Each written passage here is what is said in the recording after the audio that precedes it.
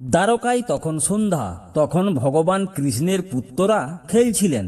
খেলতে খেলতে তাদের তৃষ্ণা পেল এবং তারা জলের সন্ধানে গেলেন। তারা একটি কুয়োর কাছে এসে দেখলেন তার ভিতরে একটি গিরগিটি আটকে আছে। তারা সুতো ও চামড়ার দড়ি দিয়ে সেটিকে টেনে বের করার চেষ্টা করলেন, কিন্তু পারলেন না। তাদের চেষ্টা ব্যর্থ হলে তখন তারা ভগবান কৃষ্ণকে পরিস্থিতি সম্পর্কে জানালেন। ভগবান কৃষ্ণ কূপটির কাছে এলেন। তিনি অনায়াসে তার বাম হাত দিয়ে গিরগিটিটিকে টেনে বের করলেন। গিরগিটিটি যখন ভগবানের সংস্পর্শে এলো তখন এক অলৌকিক ঘটনা ঘটল। গিরগিটিটির রূপ থেকে এক দীপ্তিময় দিব্য ব্যক্তিত্ব আবির্ভূত হলেন। যদিও ভগবান কৃষ্ণ, যিনি সর্বজ্ঞ এবং ত্রিকালের অতীত বর্তমান ভবিষ্যতের গাঁথা সবকিছুই জানতেন, তবুও তিনি সেই মানুষটিকে জিজ্ঞাসা করলেন, হে দেবপুরুষ, তুমি কে এবং কিভাবে এই অবস্থায় এলে? তুমি কেন গিরগিটির রূপ ধারণ করলে? অনুগ্রহ করে নিজের পরিচয় দাও। সেই দেবপুরুষ উত্তর দিলেন, হে প্রভু, আমি রাজা নৃগ। আমি এক মহান সম্রাট ছিলাম এবং আমার উদারতার জন্য প্রসিদ্ধ ছিলাম। নিশ্চিত আপনি আমার নাম শুনেছেন। আমি আপনাকে আমার কাহিনী বলি। রাজা নৃগ বলতে লাগলেন, হে প্রভু, আমি যৌবনকাল থেকেই অগণিত দানকর্মে লিপ্ত ছিলাম। আমি অসংখ্য গাভীদান করেছিলাম, যেগুলো সবই ছিল দুগ্ধবতী, সুন্দর ও সুসজ্জিত।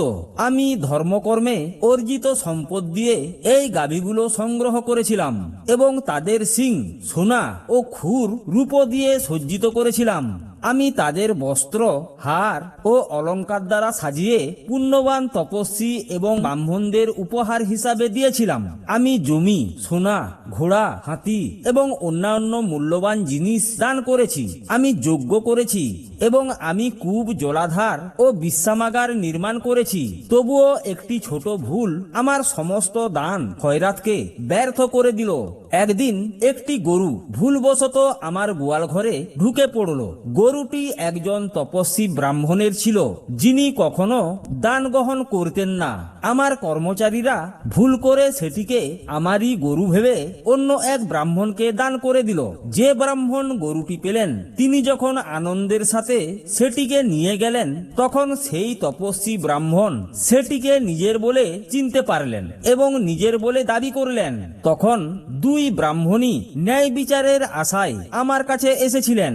আমি দুজনকেই সন্তুষ্ট করার চেষ্টা করলাম। তাদের আমি বললাম, এর বিনিময়ে আমি আপনাদের 1,00,000 গরু দেব, কিন্তু কেউই রাজি হলেন না। যে ব্রাহ্মণ গরুটি পেয়েছিলেন, তিনি সেটি ছাড়তে নারাজ ছিলেন, আর তপস্বী ব্রাহ্মণ তার গরুর জন্য ক্ষতিপূরণ নিতে অস্বীকার করলেন। আমি এক নৈতিক দ্বিধায় পড়ে গেলাম। আমি তাদের কাছে ক্ষমা চাইলাম এবং বিবাদ মিটিয়ে ফেলার জন্য অনুরোধ করলাম, কিন্তু কোনো সমাধান পাওয়া গেল না। যখন আমি মারা গেলাম, এই সামান্য ভুলের কারণেই আমি যমলোকে মৃত্যুর দেবতা যমের আবাসে এসে পৌঁছালাম।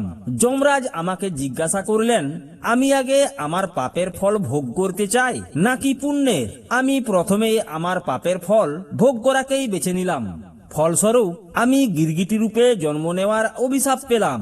আমি দ্বারকার এই কূপে বহুকাল ধরে কষ্ট ভোগ করছিলাম, কিন্তু আজ আপনার দিব্য কৃপায় আমি এই গিরগিটির দেহ থেকে মুক্তি পেয়েছি।